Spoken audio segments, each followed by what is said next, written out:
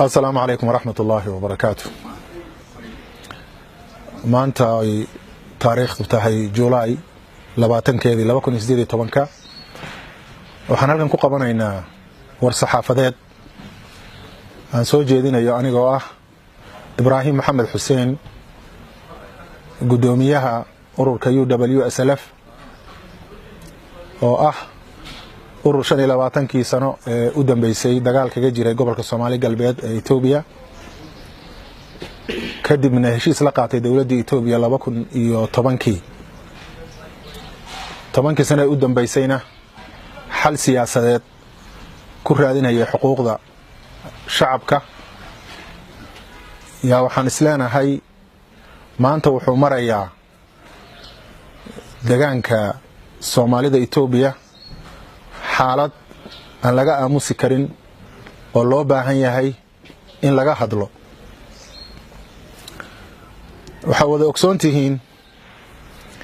in aan ahayn urur muddo ku raadinayay xaqa shacabka Soomaali galbeed dagaal hubaysan laakiin 2010 markii la soo gaaray yaa waxaan fiirinay xaaladda halganku ku sugan yahay iyo xaaladda shacabka iyagu marayo annagoo ka turjumayna duruufta shacabka markaa marayay yaa waxaan go'aansanay inaan xal nabadeed u wareegno wax ku raadino waxaan isleenahay 10 sano u dambeysay waxaanu ka qayb qaadanay bal inaan shacabkii wax ka bedelo ugu yaraan qaybaha kala duwan ee nolosha shacabka haday tahay dadkii dibadii dadkii gudaha isku furma qurba joogta iyo gudihii nabadii oo wax iska bedelo nolosha qofka muwaadinka ah qaybaha ijtimaaciga ah wax badan baan wax ka qabanay nasiib darra laakiin nidaamkii markaa jiray maamulkii Itoobiya ka jira waqtiga ayada ah iyo maamulka maanta jigjiga ka jira yaa waxay weeqeen wixii aanu shacabka u qabanaynay iyagoo u arkahay wixii horumar ah ee ummadda loo qabtay in uu iyaga systemkooda dhib ku yahay xaaladda iyada ah markay dhacdayaan haddana mar labaad waxaan isku daynay bal in jabhadda kale hubaysan ee dibadda jirta ee ONLF in aan wada hadalsiino iyaga Itoobiya si haddii halkaas wixii markaa dadka lagu leeynaya dhibka ay jiray oo ahaa dad hubaysan baa duurka ku jira balse ay taas u xallisanto runtii sanadkan gudihiisa 2018 yaan shir halkan Itoobiya iyo isugu yimaadeen ONLF ka qayb qaadanay laakiin nasiib darro markii u dambeysay shirkaasna waa fashilmay iyadoo ay sababtu tahay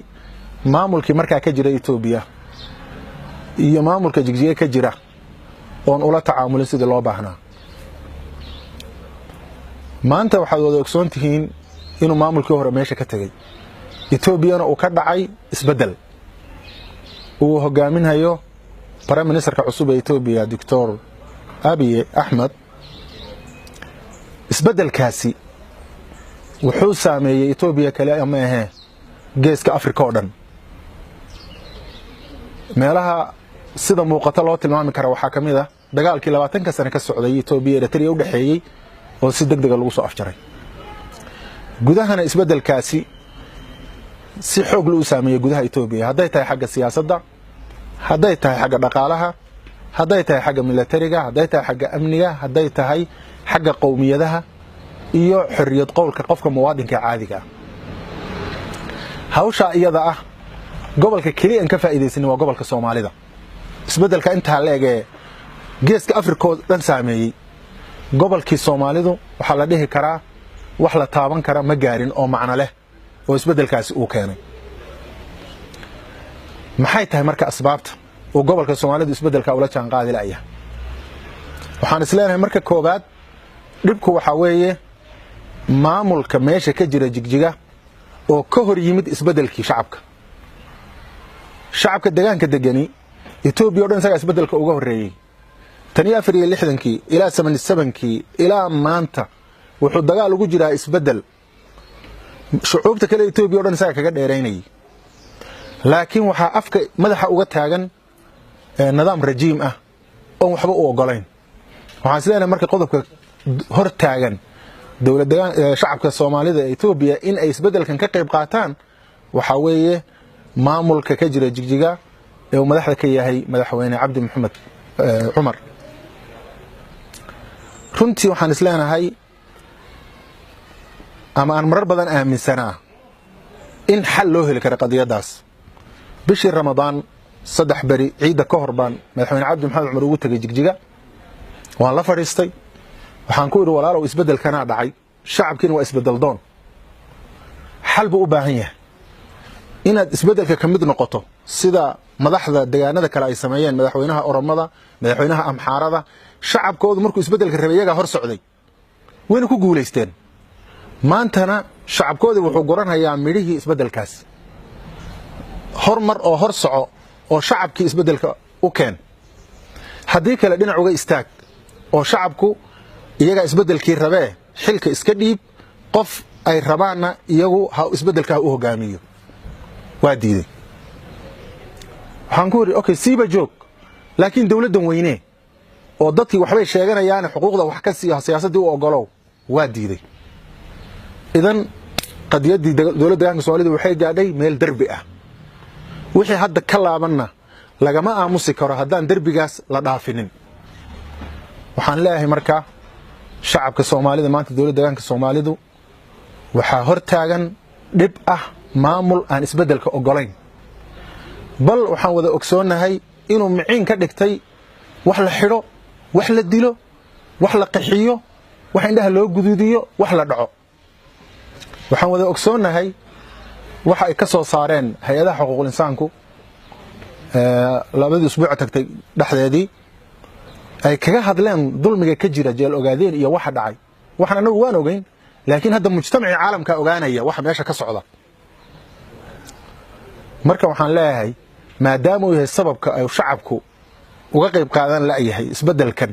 oo nidaamka rajiimka ee wax aqliga galaya jirin ay tahay waxaan leenahay xalku waa sida soo socota midda koobaad waxaan leenahay maamulkaasi xilka iska dhiibo wuxuu ku fashilmay inuu ka turjumo doonistii ummadda sida darteed ha iska dhiibaan xilka in xilka la iska dhiibanayo Itoobiya hadda waa culture ka jira waad garanaysaan ra'iisul wasaaraha Itoobiya Dasalin Haile Mariam isagoon cidina ku qasbin bulshada sharaf la isaga dhiibay wuxuu shacabka Itoobiya ugu jawaabay in uu maanta yahay boqorka Afrika in uu maanta yahay qofka ugu xurmo badan ee Itoobiya ka jira marka in xilka la iska dhiibo waa sharaf ee ceeb ma aha talabaad waxaan leenahay dadka Soomaaliyeed ee deegaanka u dhashay ee isbedel doonka ah waa in ay qabsadaan shir degdeg ah oo heer qaran ah shirkaas oo ka soo qayb galayaan dhammaan wixii ama urur ah ama xataa shakhsi ah ee xal gobolkan iyo ummadan in xal laga gaaro diyaar u ah ama raba saddex waa in shirkaas uu ka soo baxo road map lagu badbaadinayo ama road map labada sano ee kala guurka ee dawladda deegaanka Soomaalida isbedelkeeda loogu talagalay waa in halka laga soo saaro waxaan leenahay waa in dadka Soomaaliyeed ee gobolkaasi ay ka dhigtaan cinwaan ama title ama higasho wax la yiraahdo qowmiyad Soomaaliyeed oo midaysan oo xoog badan wax inta ka yar oo deeqa ma jiro marxaladii ahayd aniga ku garanaya aqliga iyo ana ku dooraya iyo aniga ku garanaya ummadda deegaanka Soomaalidu maanta way soo dhaaftay Itoobiya oo dhan way soo dhaaftay waxaan jeclahay inaan soo dhaweeyo marka koobaad shir ay ku baaqeen dadka isbedel doonka deegaanka Soomaalida oo ka dhici doona Diridhaba bishan 30keeda oo dhammaan xoogga isbedel doonka ay ka soo qayb gali doonaan oo lagu dhawaaqay aad iyo aad baan u bogaadinaynaa shirkaas waana soo dhaweynaynaa sidoo kale waxaan soo dhaweynaynaa wada hadal la rajaynayo mar dhow inuu ka dhaxbilowdo Itoobiya iyo ONLF oo runtii isaguna aan isleenahay wuxuu ku soo kordhin karaa deegaanka isbedel badan oo deganaansho iyo nabad ah sidoo kale baaq waxaan u diraynaa dawladda federaalka ku saabsan dagaalka xuduudda ee dhex socda labada qowmiyadeed walaalaha ee Oromo iyo Soomaali dagaalkaas oo markii la bilaabayna aan ognahay dadkii bilaabay iyo ujeedaday kala haayeen oo rejiimkii hore ahaa maantana aad moodo inay gacmihii ka sii shaqaynayaan yaa waxaan si gooni ah fariin ugu dirahayaa ra'iisul wasaaraha cusub Dr. Abiy in sida uu haddaba yeelay ee fiican uu sii wado oo ah in la kala dhex dhigo ciidamo labada qowmiyadood laguna soo dabaalo